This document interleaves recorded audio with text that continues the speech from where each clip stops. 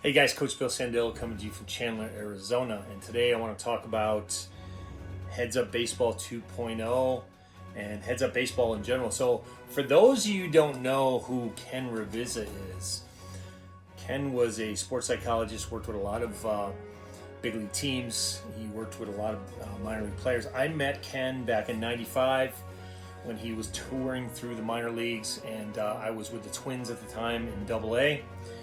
And he did a pass through New Britain Stadium where the Twins playing. And I bought this book from him. It's called Heads Up Baseball, at the time.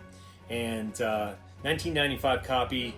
And Spalding is on the cover, and the foreword was by Jim Abbott.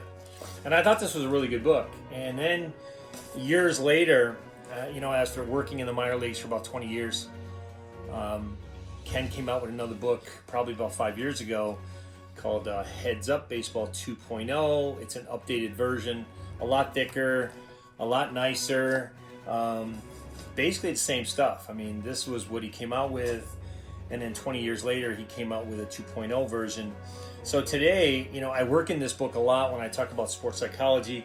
My background is in sports psychology, and being a professional hitting coach now, I'm able to use the sports psychology and the mental game, the mental mindset of the game in my training. And I try to get my guys to understand that if you're not aware of what's going on in the mental game and how to really, really hone in on your mental skills, then you're missing the boat.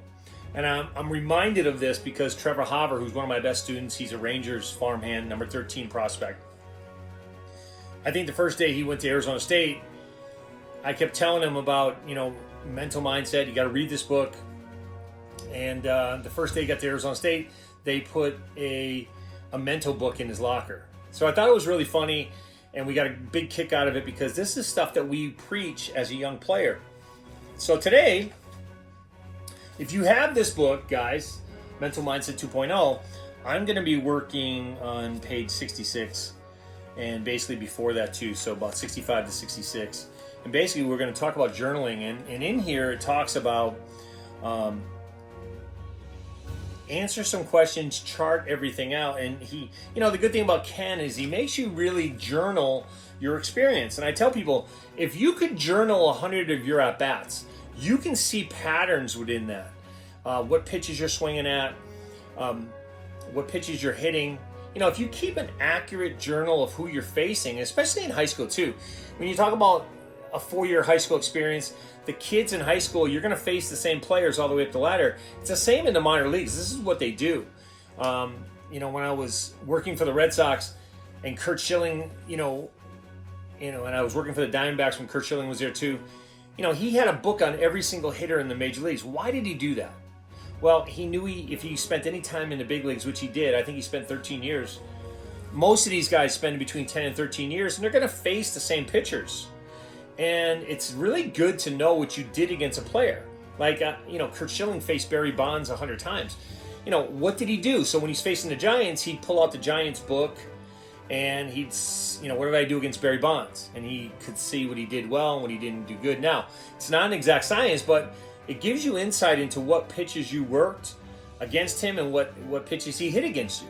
So I tell people you should start journaling your at-bats right away, because now when you're on the hitting side, now that was on the pitcher side, but on the hitting side, you got to know what you're doing well and how you're making changes and what pitches you're swinging at and what pitches you're looking at and looking for. We talk about having an A swing, which is the pitch you want to focus on the most. But having a good mental approach is really crucial between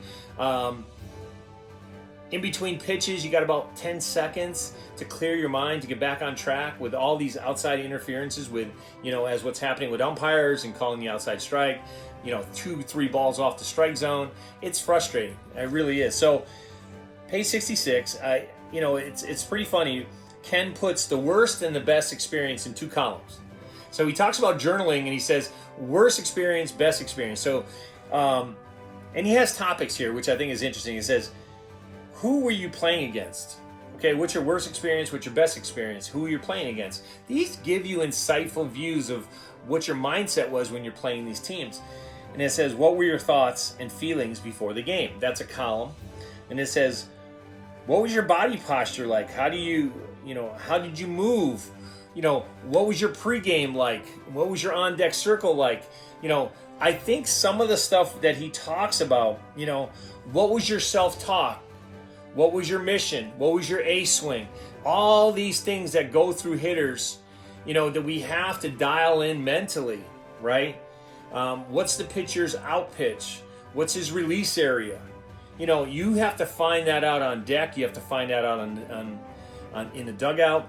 Especially, I always say to people, if you're batting fourth in the lineup, there's 3 guys before you that are going to give you a little bit of a blueprint into how this guy wants to pitch you.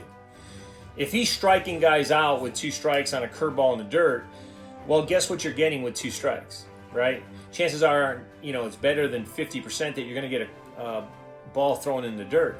If he's striking everybody out on a high outside fastballs and making guys chase, chances are when you get 2 strikes, he's going to do the same to you. So pitchers are creatures of habit, and we really got to pick up on patterns as good hitters. So start journaling, guys. Start studying your craft. Start keeping track of your at-bats, how you felt, what was your routine, what's your mindset, and then write down your results. It's not a bad thing to relive your results if you went 4 for 4 with 3 home runs, or if you've gone 0 for 4 with 3 Ks. The good thing is you want to journal and figure out why and what experience you had, and then we can kind of get better for next game. And understand this, right? A slump is purely mental. When you're going 0 for 10, you got to look back and go, why? What's my why for doing that? Why am I striking out? Am I not being selective? And because a slump to me is only mental, right? So, and then we can kind of look back and say, what did we do really well? Now I got to go back to those times, put myself in that frame of mind, and then go through that process. So again, guys, journaling is number 1. If you haven't started journaling, if you haven't picked up Mental Mindset 2.0, it's a great read. And what I would tell you guys is if you do have the book, don't read it front cover to back cover. Jump around. Go through the index and see what topics are covered, and read through some topics that interest you and what you're having trouble with. I think that's the best way to use this book. And Ken is very insightful. He's done a great job with the mental game, and I think it'll help you too. So enjoy your week. Keep grinding, and we'll talk to you soon. I've been throw up the sex in